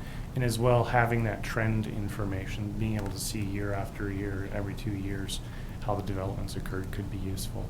And as well, it's part of the project working with BC Assessment, figuring out the process of how to manipulate those photos into our own GIS system, because they use their own standards there versus ours, which is part of why the cost is so low, so we can work out those bugs now before we get a big $10,000 project in a year or two. The clarity is also, I was just gonna say. the clarity is actually probably the driving force on this one, Yeah, is it's a that huge there's so factor. much better clarity, and we have some issues in our current, we use it for a lot of reasons. It's, GIS is becoming more and more used in our everyday, in every day of what we do, and systems like, even like our asset management system gets integrated into the GIS system. Everything is location-based rather than So so resolution's important. resolutions, but some of the recent things we've been working on, resolution has been an issue. Okay. Okay, we've got 2 resolutions there. Councillor Booth? Question? I just have one question, Yeah. Mr. Mayor, if I might, through Go to ahead. our manager of finance. I'm not sure if that's what her title is. Renee, could you explain the financial implications? That it shows, I've read through it several times, and I just can't reconcile the numbers in my mind. Because we're talking about 5,000, and then there'll be a reduction of 40,000 in the 2017 budget, but then it goes on in the financial implications into more detail. And to me, I'm getting scrambled with the numbers. Could you just clarify that for me? We have 50,000 budgeted for 2017 to do the local photos, and nothing in the current year. So there's nothing right now allocated in 2016. Right. We're going to take the 5,000 if it is decided to go forward with out of unallocated surplus. Okay. And as a result, the 50,000 that was budgeted for next year will be reduced to 10, as Jeremy had indicated. So we won't have to spend 50,000 to do a full-scale project if we go forward with this. We'll just allocate 10,000 or a more concrete number of BCs as it comes back to us for the next year. Greatly reduced. So the budget will be amended to reflect that 40,000 going back into the budget. So there'll be 10,000 left still? Well, Of it that won't be 50,000, left, yeah, there'll be left, 10,000 left in the budget. The budget line will be $10,000 instead of 50,000. Okay, so then if the $50,000 was for this project, and we're taking care of it for a much lesser amount, why do we need the extra 10,000 in there? No, Is that the- for It's remaining not an in extra there? 10,000. If Okay, you- that's where I'm So forget about confused. this year altogether. Think about buying next year. We had budgeted $50,000, so there's $50,000 Okay. showing in the budget. Right? We are only going to spend 10 now, So we're gonna take the 40,000 out of the budget and put it back into our funds. Okay, so are we spending 10 now or 5 now? So the 10 and the 5 are unrelated. We're spending 5 this year, and that's new spending. We're gonna, so. Got that? Right? Okay.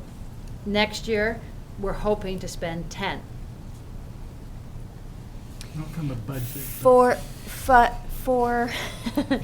the 10 though, this is a continuation of the GIS? Well, like GIS updating goes any? on every year, right. Right, so we're looking at 10,000 for updating again next year? Yes. Got it, thank you. Sorry. That's okay, sometimes Got something's it. missing. Councillor Carlson? Thank you, Renee. Can I move some resolutions, one at a Yes, time? you may bring the first one forward. That the orthophoto images for use in the District of Summerland's GIS system be purchased from BC Assessment. Thank you. Seconder, please. Councillor Trainer, thank you. Any further discussion? Hearing none. All in favor? Thank you. None opposed, motion carries. Now, the second one, please. Councillor Carlson. That staff be directed to prepare an amendment to the 2016 to 2020 financial plan bylaw to reflect an additional $5,000 expenditure in 2016 for orthophoto images and a reduction of $40,000 to the 2017 budget. Okay, thank you. Any questions? Okay. Get a seconder for that, please. Councillor Holmes. All in favor? Thank you. Motion carries. Okay, thank you very much. Moving on to Horse 12.8. Mr. Deniger will talk about potential of horse stabling. Stabling of horses up at the rodeo grounds. There is currently a license of occupation in effect with a business going by the name of Kettle Valley Trail Rides and Carriage Company, which is really a gentleman by the name of Stuart Brown. And he has wound down his business up there and is requesting that the license of occupation be terminated early. Otherwise, it will continue on until March 31st, 2017. If there is a map attached to the report as Schedule A, if you'd like to see exactly where that property is. Staff feel that this is a reasonable request. We'd like to see that ground used for something, not just lying vacant until March 31st. Unfortunately, the license of occupation doesn't allow for assignment or sub-licensing, so we would have to terminate the existing agreement before we could look at a new one. Word got out that this business was winding down, and the Garnet Valley Gang Society approached the district directly requesting that they be able to have that agreement for that area for the stabling of their horses, which works out well location-wise for them. If that were to happen, though, the use they're requesting does not align exactly with the PR1 zone because they do not wish to have the public accessing their horses due to liability and safety concerns. It also came to our attention, as mentioned, I believe, on the top of the second page of the report, came to staff's attention after initial discussions that Mr. Brown requested and accepted cash from the society to transfer the agreement over to them. Staff advised them that that is not authorized or sanctioned by the district in any way. It is a private financial matter, and hopefully they will solve that. But it does not bind us to any decision. So a couple of choices that I've outlined there on the second page is we could advertise, if council decides to terminate the agreement, we could advertise that location for uses that align with the PR1 zone's allowed use. It could be another trail ride company that both stables horses and allows public access to them there, which would meet the zoning requirements. Or another tenant may be chosen who has a use that's not in alignment, in which case we would come back to council and present site-specific zoning. The other option is to offer the license of occupation directly to the Garnet Valley Gang Society if council wished. And the recommended action after that would be to do site-specific zoning. There's a couple other options there listed. It's A, B, and C under option 2, but those have some ramifications that aren't useful. So a two-part recommendation, one that we terminate the existing license of occupation, and the second part being that the land be advertised. publicly for rent, if council wishes. Okay. Counselor Holmes? I'll just ask about the first part first, if that's okay. Current occupier pays $200 in rent. What about property taxes? Do you pay property taxes on that? No, as That a would be license in- of occupation, it's very much like a rental of a house or something. They are pretty much a renter, not a leaseholder. So the property taxes, it's a municipal property, so it's not something that they So, take care of. okay, so it'd be like rent, you wouldn't pay lease, okay, I understand. Now, what I understand is why do we want to terminate the lease? I can't really see, why don't we just figure out what we'll want to do with that land by the time that lease expires and collect the rent over the winter, because I can't really see much happening over the winter anyway. We have a difficult time collecting his rent when he is there willingly. He does not want to be there, and he's packing up as we speak. And so, council, it is a license to occupy, so you could hold him to it, but the recourse would be very unlikely that you would get anything because it's just the way it is. Right, okay, I understand. Okay. Counselor Bartley? Yes, I have a question concerning the use that the Garnet Valley Gang, did they want to stable horses there on an ongoing sort of permanent basis? Or just for their events, or what was their intended use, and how many horses? They weren't explicit about any of those. It was just initial conversations, but the conversation did revolve around preparation for the robberies on the train. So I doubt it would be a permanent location. They all seem to have their horses on their own properties. It's just that the gathering was always a challenge for them. Because I know that there's some paddocks over by the arenas, and there's a lot of space up there, so I've wondered why both couldn't be accommodated.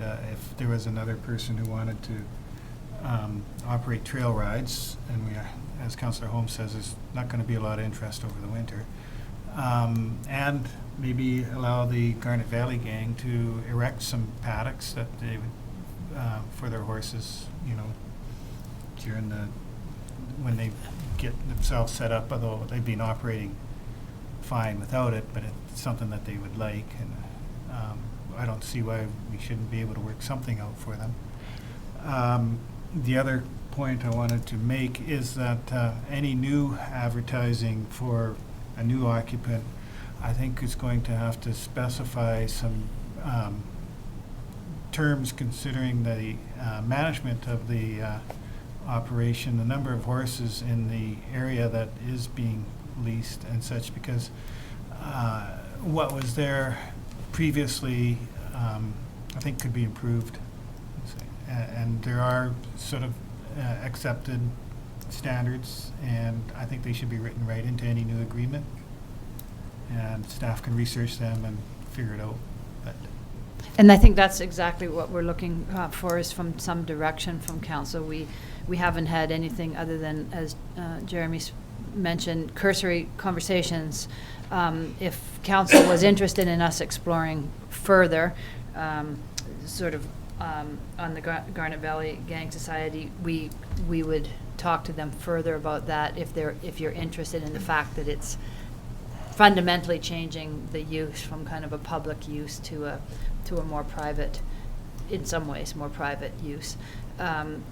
And certainly, to your next point, anytime that we change the use of the land from one to another, we do look at those kind of, what kind of regulations and that maybe weren't considered the first time around, or may have changed. Councillor Holmes? Yeah, I'd like to understand the Garnet Valley Gang's intent a little bit better. I'd like to, know what they envision, and because it's kind of hard to provide direction just by going without knowing their thinking, really. But because it's going to take a rezone, we didn't, and because it was unsolicited, from a staff perspective, we say you should advertise. If council is interested in learning more, you can give us that direction to go out and directly approach them and come back. But certainly from our perspective, from a non-policymaker, our recommendation is that you advertise, and then you look at the responses that you get. Councillor Carlson?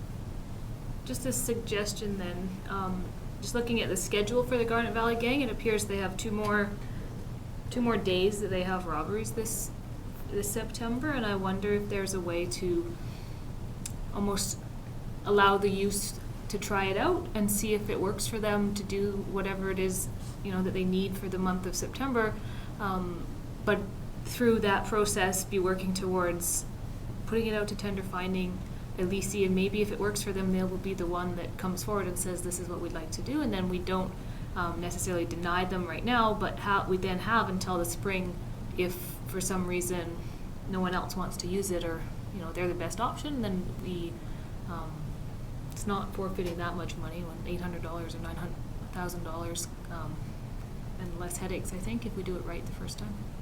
So I'd be in favor of terminating the lease and somehow allowing the Garnet Valley Gang on a temporary basis to use it for the month of September. Sounds reasonable. I do like Councillor Barkow's comment, though, about if the Garnet Valley Gang only needs a very small area for stabling for their events, is there potential for somebody else to take on the rest of the area or some of the other grounds and buildings for trail rides, in addition to what the Garnet Valley Gang may want? So perhaps doing your suggestion now, but then also putting it out for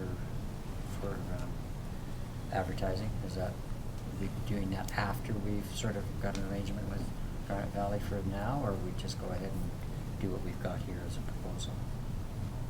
Asking. That would be upon direction of council, I think, to do a trial with the Garnet Valley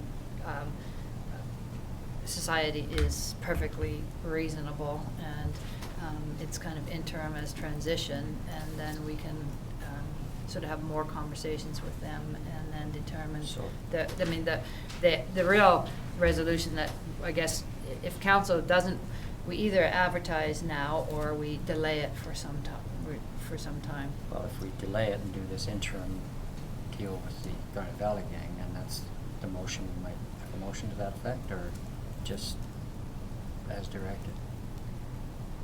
Councillor Carlson? I would just suggest that it's almost September, so the chance of getting somebody else before September 1st is probably nil, and so perhaps in time for October, it would be more likely that there's time to put something more some thought into how it will look. So put the advertising out, though, put it out in September so that, you can start getting response. Just, that would be how I would But in probably the do it. meantime, still offers the grounds for... Let it be Garnet Valley. used. If it needs to be used, I think it might as well. It's a resource that we don't utilize as well as we could, so perhaps this would be a good way to get it. Yeah. But in the meantime, go ahead with this resolution. Yeah, okay. Okay, someone like to bring that forward then, please? Good, we're running out of power. Someone like to bring that resolution forward, please?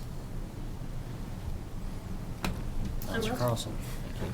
I will move the license of occupation agreement with Stuart Brown, doing business as the Kettle Valley Rail Rides and Carriage Company for the portion of land shown on Schedule A for the report horse stabling and rodeo grounds submitted to council on August 22nd be terminated, and that for the month of September, the the Garnet Valley Gang be permitted to use the land on a trial basis, and in the meantime, the portion of the land be publicly advertised for rent. How does that sound? Okay. Secretary, please. Councillor Trainer, thank you.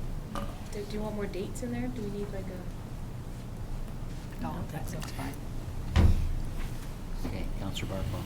Do we, I guess it's assumed here that we'll, invite the Garnet Valley Gang to tell us more about what they, have in mind, or? Well, they would, if we're advertising for it publicly, then they would apply for that. And, I mean, the fact is that there's some interest at the rodeo on the grounds, there's some expectation that it's open for public use, and so to go through process is never a bad thing. If they put in their proposal, once we advertise it, we would know a lot more, and if somebody else wants to put a proposal in, then we'll know about those too, and we'll look at it. But it's not particularly onerous, and they'll have a chance to do a trial, and we'll go from there. And then part of that proposal will know what we need to do as far as rezone or whatever in their case, or anybody else that comes along. Yeah, I was thinking more in terms of the, some paddocks that they would use, and like a paddock is just 4 posts and some rails, right?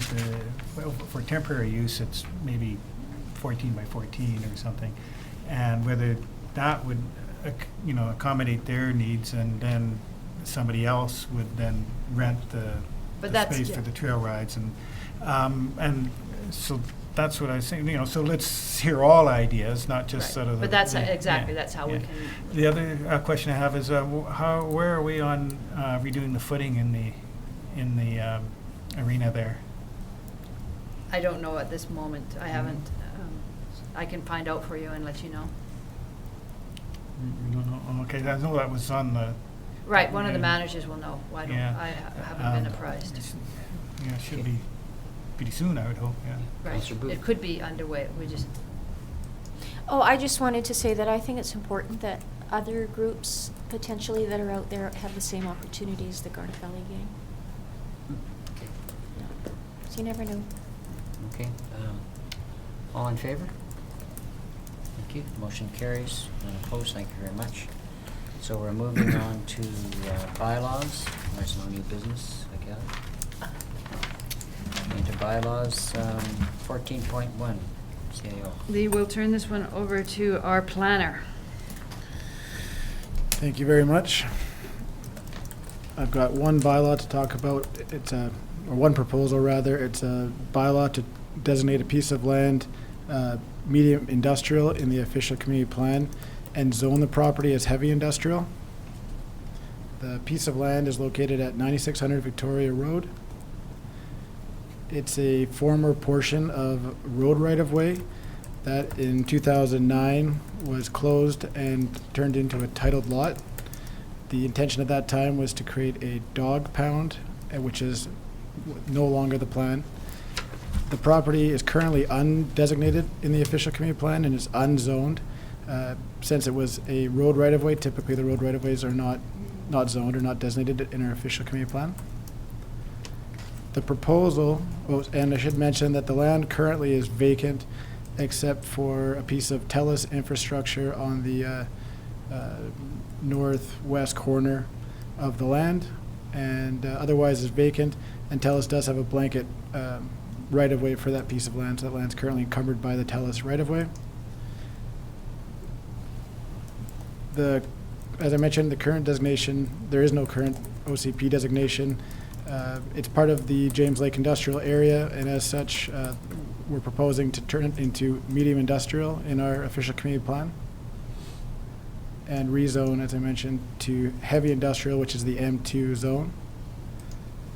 The reason this is being brought forward is part of a land disposition request where the land would be sold to the adjacent neighbor, Bill Laidman, and consolidated with his existing industrial operation. That's my report. So just to be clear, it's all we're trying to do is match the zoning and designation to the property that they're, as a condition of sale, it's required that they consolidate. So it'll be one parcel after that. A note in the report under financial implications, it was brought to our attention this afternoon that there's a typo in here. It does talk about the disposal of property at $50,000, and the disposal is actually $55,000 as agreed by council. And it is just a typo in here. Okay, good, thank you very much. Okay, it's relatively simple. Are we now moving ahead with each of those resolutions? You could do them as one if you Yeah, so okay, desire. yeah. Okay, let's take them as one resolution then, please? And would someone like to bring it forward as presented? Councillor Holmes? As presented, yeah. Okay, thank you. Seconder, please. Councillor Carlson, thank you. Any further discussion? Okay, all in So they'll- favor? no, Go ahead, sorry. No, that's just to make the note that the public hearing would be scheduled for September 12th on that. Oh, okay, fine, very good. All in favor? Okay, the motion carries, none opposed. So move ahead to 14.2. 14.2 is just a consideration of adoption for the sanitary sewer service area for Hunters Hill that had received previously 3 readings. Okay, thank you.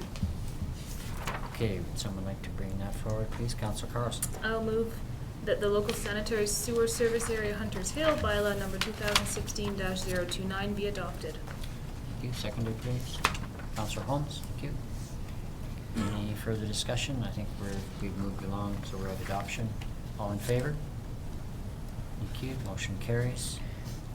The next one's another adoption, as is the next one after that. The water utilities amendment bylaw also received 3 readings and is just in for final adoption. Okay, thank you. Someone like to bring that resolution forward? Councillor Barkle, thank you. Can you read it if you All want? right, I move that the water utilities amendment bylaw be adopted. Thank you. Seconder, please. Councillor Carlson. All in favor? Thank you. The motion carries. On to 14.4. 14.4 is the last of the bylaws up for adoption tonight. This is the official community plan bylaw amendment, Parks in Lower Town 2, and the zoning bylaw amendment. Okay, these are for adoption. Would someone like to bring those, we can do them as one? Or do you want them as separate resolutions? We could do them as one. Okay, do them as one, please. Councillor Trainer. I'll move them both as written. Okay, thank you. Second for Councillor Carlson. All in favor? Thank you. Motion carries. Okay, moving on to 14.5, zoning bylaw amendment, child care center, bylaw 2016-31. So this is the bylaw that you heard the public hearing for this morning, or this earlier tonight. Just seems like it. That's right. For the child care center, there was no comments made at the public hearing, so you could do 3rd reading if desired tonight. It does have to get forwarded to Ministry of Transportation for approval, so adoption is not possible, but you could either wait and schedule at another meeting or consider 3rd reading tonight. What you wish. Did you read? What? Transportation. I will move the bylaw, the zoning bylaw amendment, child care center bylaw 2016-031 be read a 3rd time. Okay, thank you. Seconder, Councillor Barkle. Okay, any further discussion? Don't believe so. All in favor? Thank you. So that goes forward. Goes forward. Thank you. Okay. We're moving on to councillor reports. Councillor Trainer. I just wanted to congratulate Mike Stoller. He won the Great Ogopogo Bathtub Race on Saturday. I wasn't able to attend the race, but I did go to the awards ceremony, and it was lots of fun. So yeah, he also made Global News, Global News in Vancouver, which goes all across the province. So they featured Summerland on there and talked about us. So that was really great to see. And I just wanted to remind everybody that starting tomorrow, the Summerland Healthy Community Initiative is running their film series. So we've got one on tomorrow and then one on September, October, November, and January. And they're free films. And it starts at 6 o'clock at the Summerland Center stage. And you can come and watch the movie, and then afterwards there's a discussion. And there'll be some snacks, so it should be good. Tomorrow night's the film featured is A Crack in the Pavement, Growing Dreams and Digging In. Each night has a different theme. So yeah, everybody's invited to that, and it's free. Food and free, sounds good. Okay. You have to participate in the discussion before you get food. That'd be tough for me. Councillor Barkle. Nothing to report this week. Thank you. Councillor Booth. Adding on to Councillor Trainer's film series that she just mentioned, the one tonight, the panel discussion includes myself, Angelique Wood, and Rick Gay of the Alliance Church. We're going to be talking about food security, things that are important to us. Let's see, what is interesting here? Tomorrow, at the RDOS office at 11 o'clock, there is going to be a presentation by the Vancouver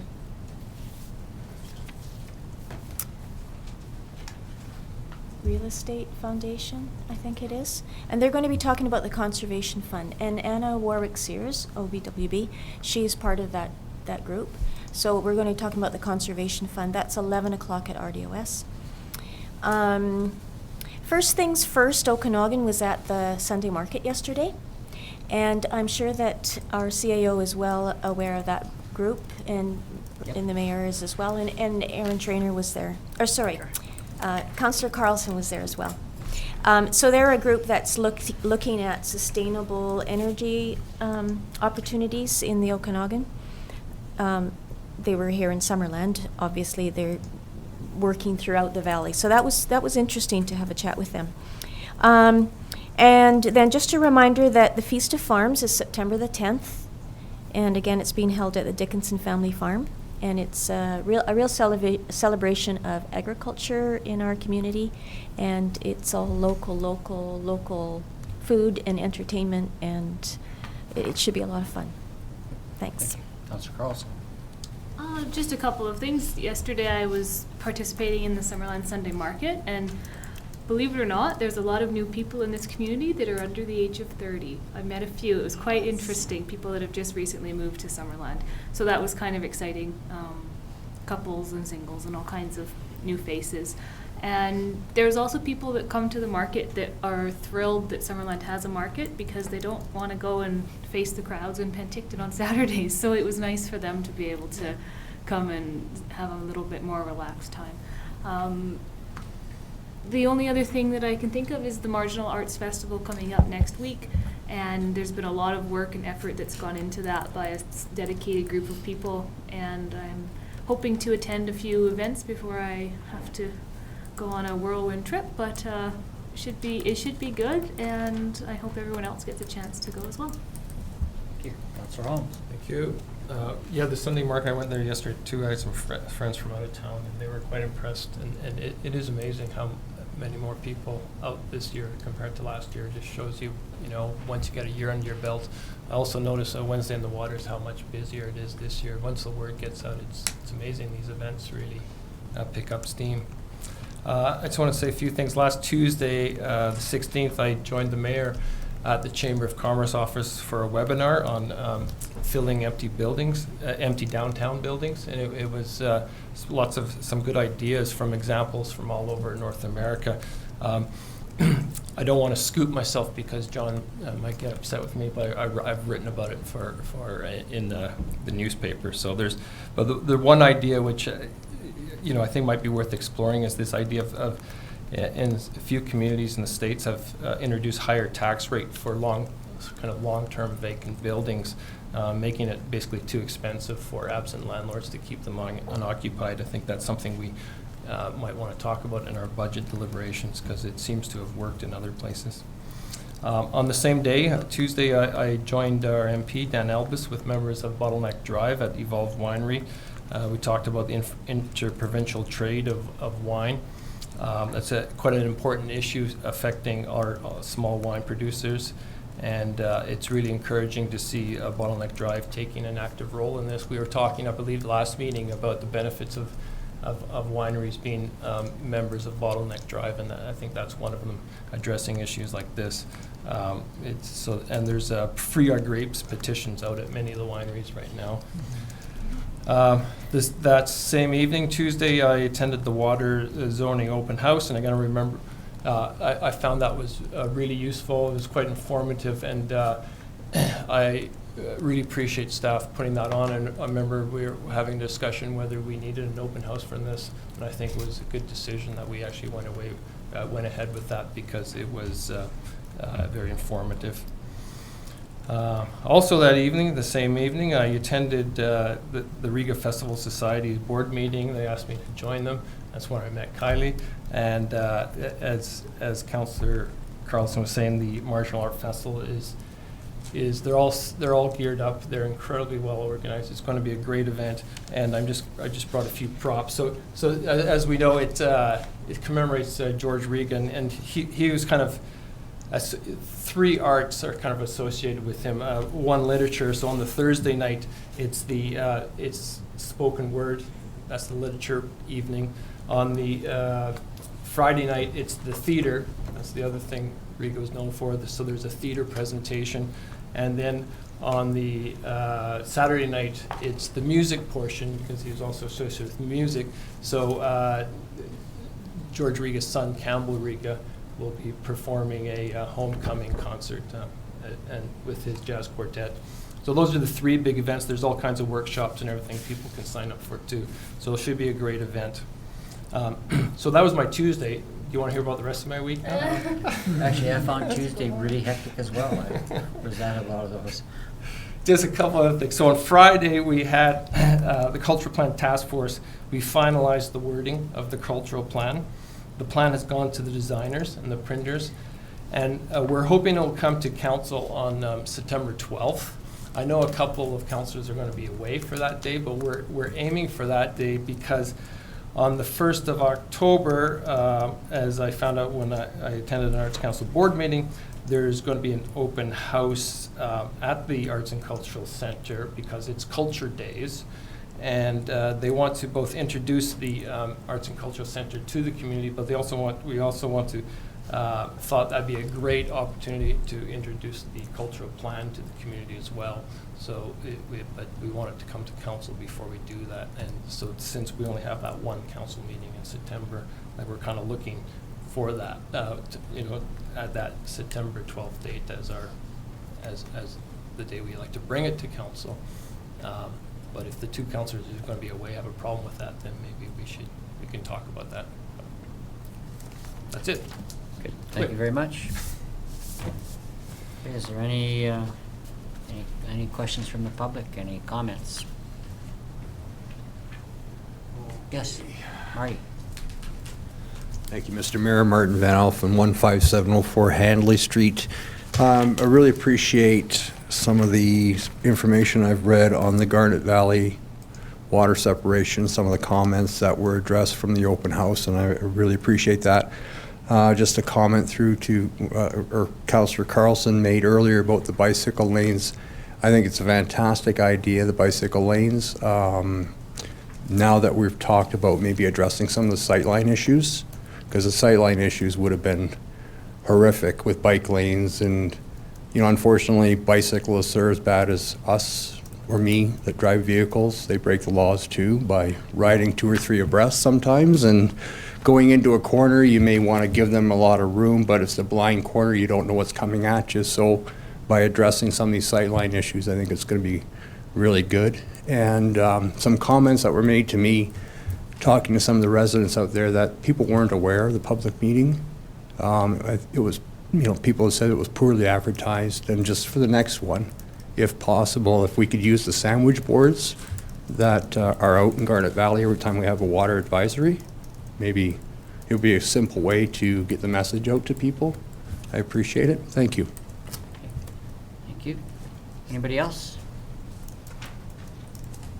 Yes. Media. Susan. Yes, I have a question, and this is regarding the 56-year-old gentleman from Cavan who was killed in ATV rollover on Cartwright. What I have from the media release from the police, it only says that he was on a narrow bicycle trail, and it was on Cartwright. Now, do you know if that incident happened on district land or on private land? That's part number one. And part number two, is it in an area that would be considered in the old Flume Trail or the alternate trail that had been discussed by council? I know that what's been reported to me so far, but it's preliminary, is that it is on private property, not district property or Crown property. And it is my understanding that it is not part of the old Flume Trail, but that part I'm not 100% sure yet. I'm still waiting for more update. Okay, so that your preliminary information is that it's private property, and you don't know yet whether it would be part of the old Flume Trail. Yeah, I understood that it wasn't, but I didn't confirm. I haven't had that confirmed, so I don't know that part. When do you anticipate doing that? I'll probably get another debrief tonight, but I may get another debrief tonight from the RCMP. And myself, I'll probably get debriefed by the RCMP or by the fire chief, but that'll come through electronic means, so I would know tomorrow morning. Okay, so you can answer those questions tomorrow morning? You can contact me in the morning, or I could let you know. If you don't hear from me in the first thing in the morning, just give me a call, and I can let you know that for sure. Thank you very much. John? Nothing? Okay. Thank you very much. A motion for adjournment, please. Councilor Sparkle. Councilor Carlson. All in favor? Seeing none opposed. Motion's carried. Thank you very much, everybody.